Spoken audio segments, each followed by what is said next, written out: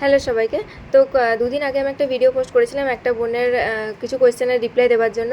তো আমি সেখানে বলেছিলাম আবার তোমাদের যদি কোনো কোয়েশ্চেন থাকে কমেন্ট করতে, তো তোমরা অনেকেই সেখানে কমেন্ট করেছো অনেক কোয়েশ্চেন তোমাদের। তো সেগুলো রিপ্লাই দেওয়ার জন্য আজকের এই ভিডিওটা করো। তো প্রথম কোয়েশ্চেন যেটা হচ্ছে ঐশী সাহা কমেন্ট করেছে যে দিদি এনএমজিএনএম পরীক্ষা হওয়ার আগে একটা অন্য কলেজে পড়তাম, সেখানে ভেরিফিকেশনের সময় এইচএস মার্কশিটের পেছনে একটা ছাপ দিয়েছিল, তো ওটা কোনো প্রবলেম হবে নাকি ভর্তি হতে গেলে? না, ওটা কোনো প্রবলেম হবে না। শুধুমাত্র মার্কশিটের ফ্রন্ট সাইড যেখানে আমাদের মার্কস লেখা থাকে সেটারই জেরক্স কপি লাগে, তো ওটা কোনো সমস্যা হবে না। পরে কোশ্চেন করেছে হচ্ছে ফিরদৌসি পারভিন।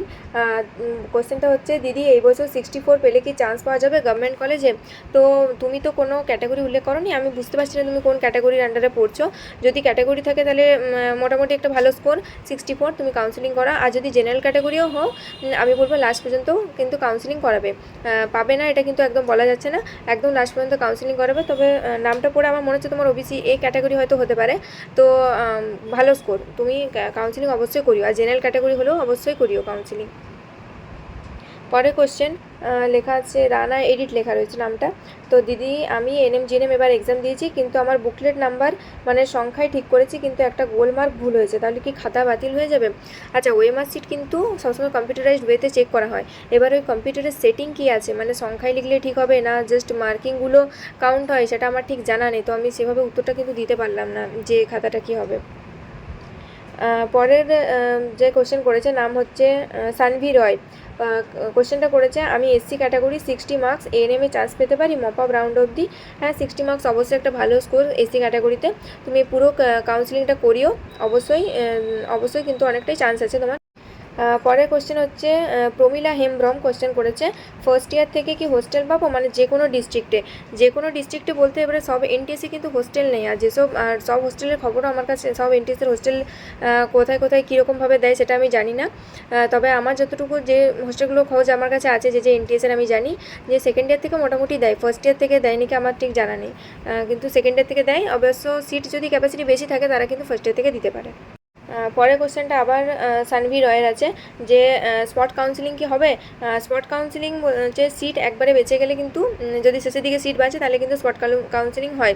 তো অনেকের কিন্তু অ্যাডমিশন অনেক কিছু ডকুমেন্টে ভুলভ্রান্তির জন্য অনেক সময় কাউন্সিলিং প্রসেসে বাতিল হয়ে যায়, বা অনেক সময় দেখা যায় যে জেন পাস ইউজির কাউন্সিলিংও যেহেতু একসাথেই চলে, প্রায় মোটামুটি সেম টাইমেই চলে, তো ওখানে অনেকে চান্স পেয়ে গেলে কিন্তু তখন আর এনএম জিএনএমে অ্যাডমিশন নেয় না, তখন কিন্তু অনেক সিট বেঁচে যায়, তো স্পট কাউন্সিলিং হলেও হতে পারে। নেক্সট কোশ্চেন করেছে হচ্ছে রবিনা ইয়াসমিন।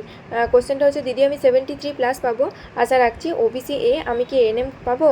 আমার ছোটো বাচ্চা আছে, বাচ্চা নিয়ে কীভাবে জিএনএম করবো বুঝতে পারছি না, এএনএম না পেলে কি এই ইয়ার ড্রপ দেবো বুঝতে পারছি না, প্লিজ হেল্প। আচ্ছা, তো তোমার 73+ স্কোর প্লাস ওবিসি এ আছে, অবশ্যই ভালো স্কোর, আর হাই চান্স আছে তোমার পেয়ে যাওয়ার। আর যদি না পাও, তুমি যেহেতু জিজ্ঞেস করছো যে যদি না পাও তাহলে কী করবো, আমি বলবো এএনএম বা জিএনএম যেটাই পাও অবশ্যই অ্যাডমিশন নিয়ে নিতে, কারণ এখন একটা সিট পাওয়া খুব প্রবলেমেটিক, মানে যে লেভেলের কম্পিটিশান যাচ্ছে সেখানে কিন্তু একটা সিট পাওয়া খুব মুশকিল। আর যদি তুমি চাকরি করতে চাও তো আমি বলবো অবশ্যই যে সিটটা পাচ্ছ সেটাই নিও, কিন্তু আশা রাখছি তুমি এনএম পেয়ে যাবে, কারণ ভালো স্কোর আছে তোমার। আর বাচ্চা নিয়ে ট্রেনিং করা বলতে আমি যেখানে ট্রেনিং করছি ওখানে অনেকেই বিবাহিত মহিলা আছে, যাদের বাচ্চা আছে, সংসার আছে, কিন্তু তারাও ট্রেনিং করছে। তো তোমার ফ্যামিলি যদি সাপোর্ট করে আর তুমি যদি ডেডিকেশন লেভেল তোমার থাকে তাহলে তুমি অবশ্যই করতে পারবে, অসুবিধা হবে না। তারপরে কোশ্চেন করেছে হচ্ছে সুতপা পাহাড়ি। দিদি জেন পাস ইউজিতে যে কোনো কোর্স পেয়ে যায় তাহলে কি এনএম জিএনএম কাউন্সিলিংয়ে বসতে পারবো না? না, এটার কোনো ব্যাপার নেই, জেন পাস আলাদা কাউন্সিলিং আর এনএম জিএনএম আলাদা কাউন্সিলিং, তুমি জেন পাসের ইউজিতেও কাউন্সিলিং করাতে পারো আর এনএম জিএনএমও করাতে পারো, তারপর তোমার যেটা চয়েস হবে তুমি সেখানে অ্যাডমিশন নিতে পারো, যেখানে পাবে তুমি। পরের কোশ্চেন হচ্ছে আচ্ছা, অ্যাকাউন্টের নাম লেখা রয়েছে ইউর মাইন্ড 999 লেখা রয়েছে, নামটা হয়তো দেওয়া নেই। কমেন্ট করেছে যে আমার 78+ এসছে, মেল জেনারেল, আরেকবার মনে পড়তে হবে। আচ্ছা, স্কোরটা ভালো আছে, কিন্তু মেল ক্যাটাগরিতে জানোই তোমরা যে সিট অনেকটাই কম, তো হাই স্কোর লাগে প্রচুর পরিমাণে।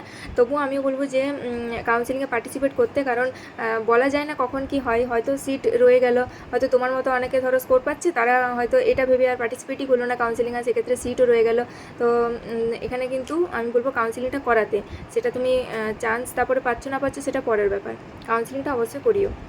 তো তার একটা বোন যে নামটা লেখা রয়েছে শেরজা, তো ও কোয়েশ্চেন করেছে যে দিদি তোমার এনটিএসের নাম কি? তো আমার এনটিএসের নাম হচ্ছে এনটিএস রঘুনাথপুর, যেটা পুরুলিয়াতে, আমি ওখানে পড়ছি।